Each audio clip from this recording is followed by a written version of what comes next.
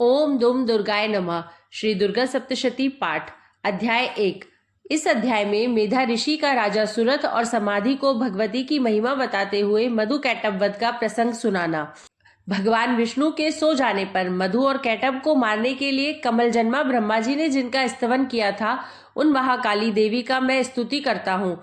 वे अपने 10 हाथों में खड़ग, चक्र, गदा, बाण, धनुष, परिघ, शूल, भुशुंडी, मस्तक और शंख धारण करती है। उनके 3 नेत्र हैं। वे समस्त अंगों में दिव्य आभूषणों से विभूषित है। उनके शरीर की कांति नील मणि के समान है तथा वे 10 मुख और 10 पैरों से युक्त है। मार्कंडेय जी बोले, सूर्य के पुत्र सावर्णी जो 8वें मनु कहे जाते हैं, उनकी उत्पत्ति की कथा विस्तार पूर्वक कहता हूँ, सुनो।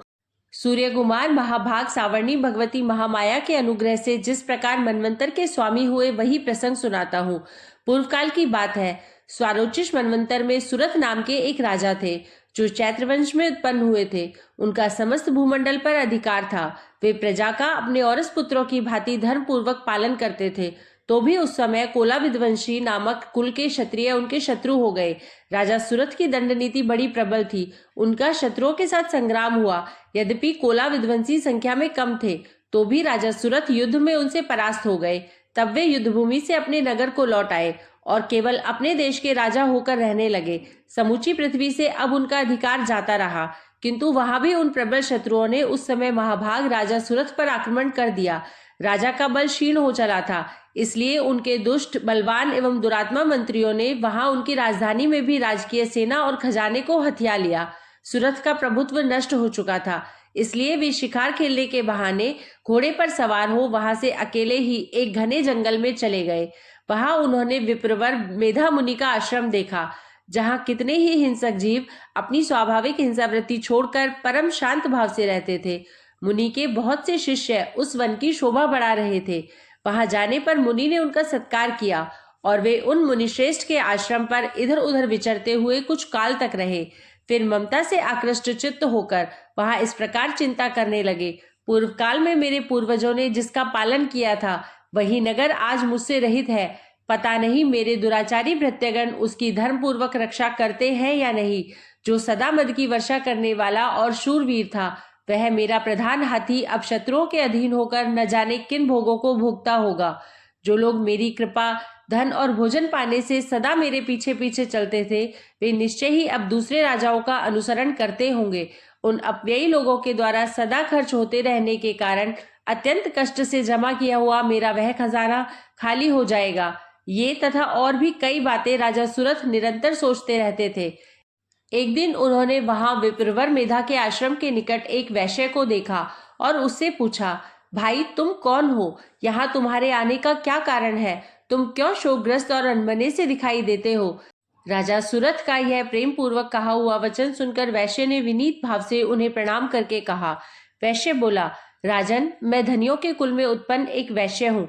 मेरा नाम समाधि है। मेरे दुष्ट स्त्री पुत्रों ने धन के लोभ से मुझे घर से बाहर निकाल दिया है। मैं इस समय धन, स्त्री और पुत्रों से वंचित हूँ। मेरे विश्वसनीय बंधुओं ने मेरा ही धन लेकर मुझे दूर कर दिया है, इसलिए दुखी होकर मैं वन में चला आया हूँ। यहाँ रहकर मैं इस बात को नहीं जानता कि मेरे पुत्रों की, स्त्री की और स्वजनों की कुशल है या नहीं। इस समय घर में वे कुशल से रहते हैं अथवा उन्हें कोई कष्ट है। वे मेरे पुत्र कैसे हैं? क्या वे सदाचारी हैं अथवा दुराचारी हो गए हैं? राजा ने पूछा, जिन लोभी स्त्री पुत्र आदि ने धन के कारण तुम्हें घर से निकाल दिया, उनके प्रति तुम्हारे चित्त में इतना स्नेह का बंधन क्यों है? वैश्य बोला, आप मेरे विषय में जैसी बात करते हैं वह सब ठीक है, किंतु क्या करूं, मेरा मन निष्ठुरता नहीं धारण करता। जिन्होंने धन के लोभ में पड़कर पिता के प्रति स्नेह, पति के प्रति प्रेम तथा आत्मीय जन के प्रति अनुराग को तिलांजलि दे मुझे घर से निकाल दिया है, उन्हीं के प्रति मेरे हृदय में इतना स्नेह है। महामते गुणहीन बंधुओं के प्रति भी जो मेरा चित्त इस प्रकार प्रेम मग्न हो रहा है, यह क्या है? इस बात को मैं जानकर भी नहीं जान पाता। उनके लिए मैं लंबी सांसें ले रहा हूँ और मेरा हृदय अत्यंत दुखित हो रहा है। उन लोगों में प्रेम का सर्वथा अभाव है, तो भी उनके प्रति जो मेरा मन निष्ठुर नहीं हो पाता, इसके लिए क्या करूं? मार्कंडेय जी कहते हैं, ब्राह्मण, तदनंतर राजाओं में श्रेष्ठ सुरथ और वह समाधि नामक वैश्य दोनों साथ साथ मेधा मुनि की सेवा में उपस्थित हुए और उनके साथ यथायोग्य न्याय अनुकूल विनयपूर्ण बर्ताव करके बैठे। तत्पश्चात वैश्य और राजा ने कुछ वार्तालाप आरंभ किया। राजा ने कहा, भगवान, मैं आपसे एक बात पूछना चाहता हूँ, उसे बताइए।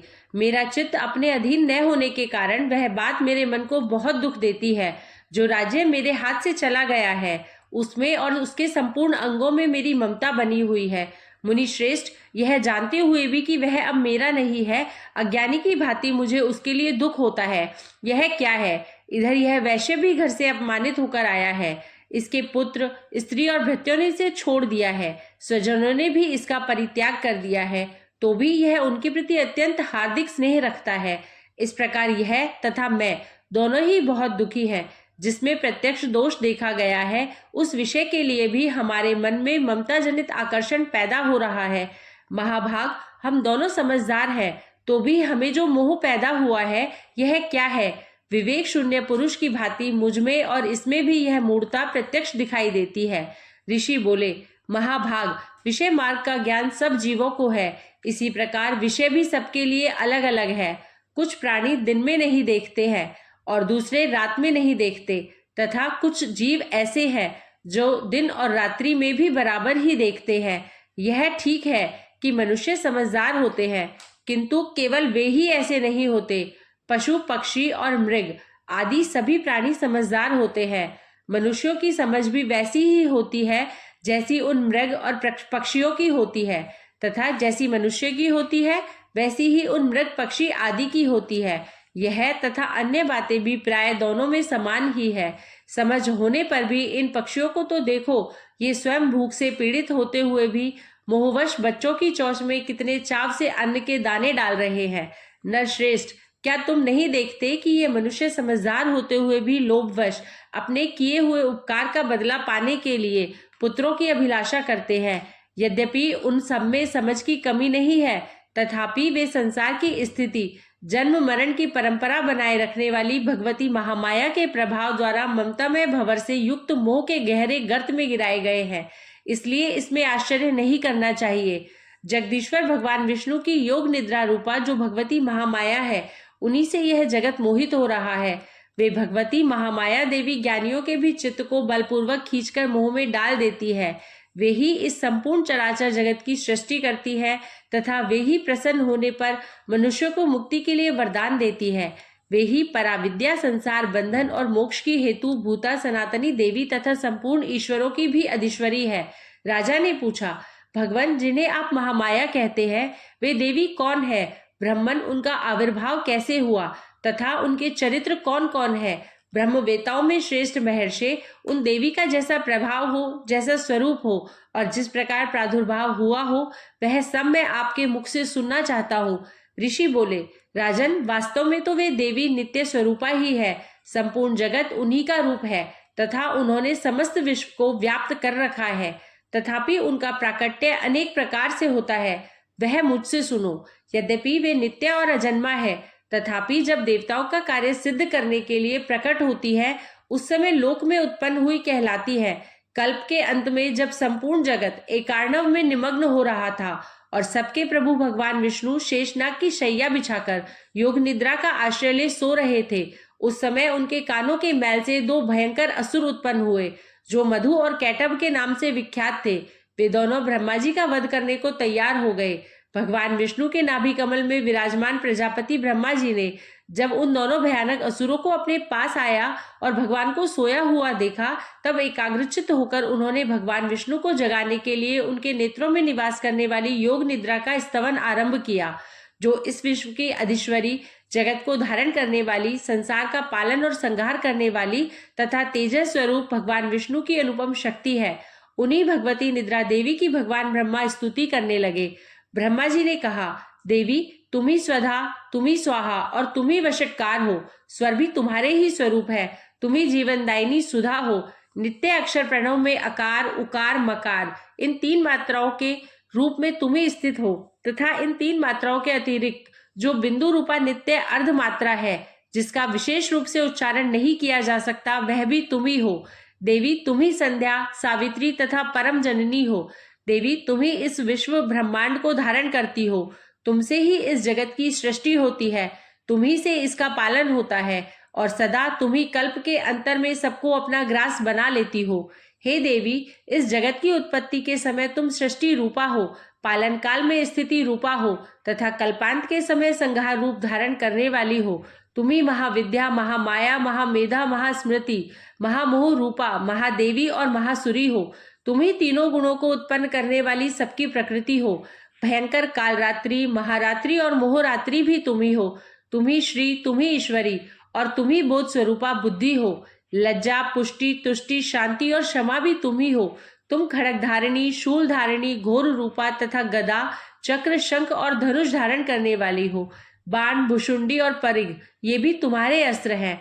तुम सौम्य और सौम्यतर हो। इतना ही नहीं, जितने भी सौम्य एवं सुंदर पदार्थ हैं उन सब की अपेक्षा तुम अत्यधिक सुंदरी हो।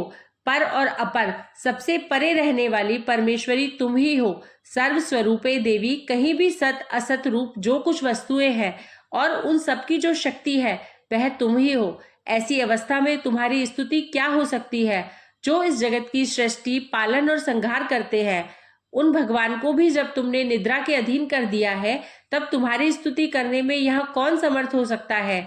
मुझको, भगवान शंकर को तथा भगवान विष्णु को भी तुमने ही शरीर धारण कराया है, अतः तुम्हारी स्तुति करने की शक्ति किसमें है? देवी, तुम तो अपने इन उदार प्रभावों से ही प्रशंसित हो। ये जो दोनों दुर्धर्ष असुर मधु और कैटभ है, इनको मुंह में डाल दो और जगदीश्वर भगवान विष्णु को शीघ्र ही जगा दो। साथ ही इनके भीतर इन दोनों महान असुरों को मार डालने की बुद्धि उत्पन्न कर दो। ऋषि कहते हैं, राजन, जब ब्रह्मा जी ने वहां मधु और कैटभ को मारने के उद्देश्य से भगवान विष्णु को जगाने के लिए तमोगुण की अधिष्ठात्री देवी योग निद्रा की इस प्रकार स्तुति की, तब वे भगवान के नेत्र, मुख, नासिका, बाहु, हृदय और वक्ष स्थल से निकलकर अव्यक्त जन्मा ब्रह्मा जी की दृष्टि के समक्ष खड़ी हो गई। योग निद्रा से मुक्त होने पर जगत के स्वामी भगवान जनार्दन उस एकार्णव के जल में शेषनाग की शैया से जाग उठे। फिर उन्होंने उन दोनों असुरों को देखा। वे दुरात्मा मधु और कैटभ अत्यंत बलवान तथा पराक्रमी थे और क्रोध से लाल आंखें किए ब्रह्मा जी को खा जाने के लिए उद्योग कर रहे थे। तब भगवान श्री हरि ने उठकर उन दोनों के साथ 5000 वर्षों तक केवल बाहु युद्ध किया। वे दोनों भी अत्यंत बल के कारण उन्मत्त हो रहे थे। इधर महामाया ने भी उन्हें मुंह में डाल रखा था, इसलिए वे भगवान विष्णु से कहने लगे, हम तुम्हारी वीरता से संतुष्ट हैं, तुम हम लोगों से कोई वर मांगो। श्री भगवान बोले, यदि तुम दोनों मुझ पर प्रसन्न हो तो अब मेरे हाथ से मारे जाओ। बस इतना सा ही मैंने वर मांगा है, यहाँ दूसरे किसी वर से क्या लेना है? ऋषि कहते हैं, इस प्रकार धोखे में आ जाने पर जब उन्होंने संपूर्ण जगत में जल ही जल देखा, तब कमलनयन भगवान से कहा, जहाँ पृथ्वी जल में डूबी हुई ना हो, जहाँ सूखा स्थान हो, वहीं हमारा वध करो। ऋषि कहते हैं, तब तथास्तु कहकर शंख, चक्र और गदा धारण करने वाले भगवान ने उन दोनों के मस्तक अपनी जांघ पर रखकर चक्र से काट डाले। इस प्रकार ये देवी महामाया ब्रह्मा जी की स्तुति करने पर स्वयं प्रकट हुई थी। अब पुनः तुमसे उनके प्रभाव का वर्णन करता हूँ, सुनो। इस प्रकार श्री मार्कंडेय पुराण में सावर्णिक मनवंतर की कथा के अंतर्गत देवी महात्म्य में मधु कैटभ वध नामक पहला अध्याय पूरा हुआ। जय माता दी। मिलते हैं कल नए अध्याय के साथ। अगर आप सभी को वीडियो पसंद आई हो तो हमसे जुड़े रहने के लिए चैनल को सब्सक्राइब जरूर करें। कमेंट में जय माता दी अवश्य लिखें